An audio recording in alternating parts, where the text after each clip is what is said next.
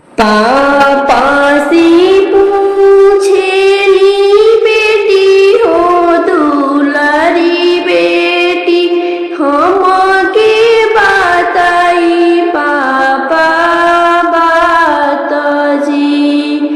पापा से पूछेली बेटी हो दुलारी बेटी हमके बताई पापा बात जी।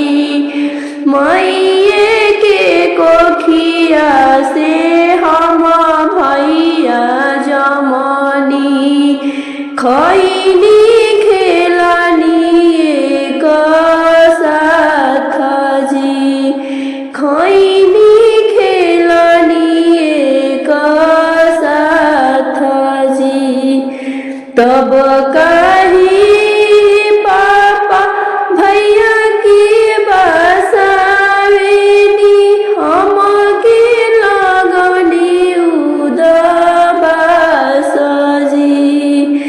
तब कही पापा भैया के बसावेनी हमके लगनी उदास जी।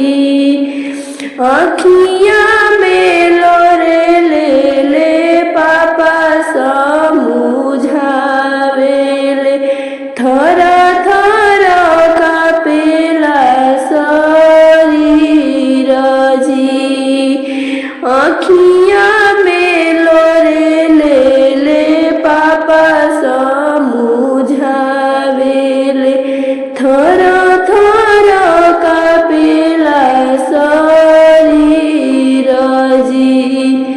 दुनिया की बेटी इहे रिवाज बाटे बेटी भेजल जाली दूर जी। बेटिया भेजल जाली दूर जी। एक कोखी जामेला बेटा बेटिया बेटवा चलवे खाना दान जी।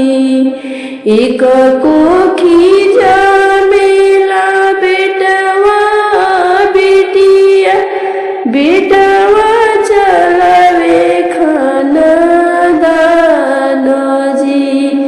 एही लागी बेटी भैया के बसावेनी तोहरो करेनी कन्यादान जी। तोहरो करेनी कन्यादान जी। जनी बेटी रोई हो अजनी तू छछनी हो खोजी दिहनी बरवाना बाबजी। खोजी दिहनी बरवाना बाबजी।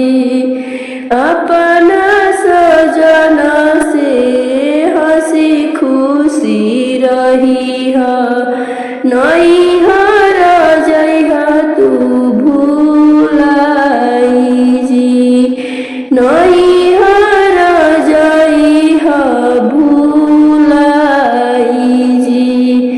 काज परोजन बेटी अपने ना रही जबले बुलावा नहीं जाई जी। जबले